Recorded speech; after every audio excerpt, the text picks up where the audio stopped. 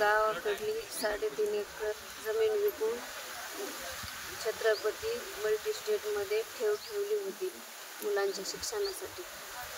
आणि मुलांना क्लासेस लावण्याच्या वेळेस आम्ही वारंवार 2 वर्षापासून मागण्यासाठी जात होतो, तर त्यांनी 15 दिवसाची 20 दिवसाची तारीख देऊन 2 वर्ष लावले। त्यांनी काय मुलांच्या शिक्षणासाठी पैसे दिलेच नाही। तर त्या त्रासाला कंटाळून माझ्या पतीने छत्रपती मल्टीस्टेट समोर गळफास लावून बँकेसमोर गळफास लावून आत्महत्या केली।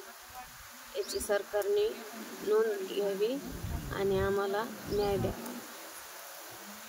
ते आमचे शेतीचे पैसे होते, ते पप्पांनी शेती विकून बँक मध्ये टाकले होते 2021 या वर्षी, आणि अजून पण त्यांनी वापस नाही दिलेले। पप्पांनी त्यांना पूर्वसूचना केलेली की आता खरंच खूप झालं सर, प्लीज आमचे पैसे वापस करा।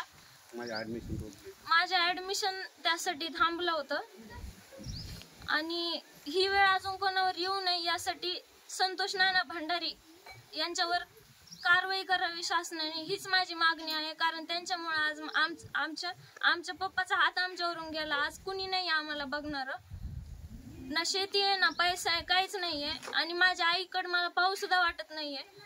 आम्ही गेवराईमध्ये राहायचो, किरायाने राहत होतो। माझी आई ब्लाऊज शिवायचे दिवस रात्र आमच्या शिक्षणासाठी।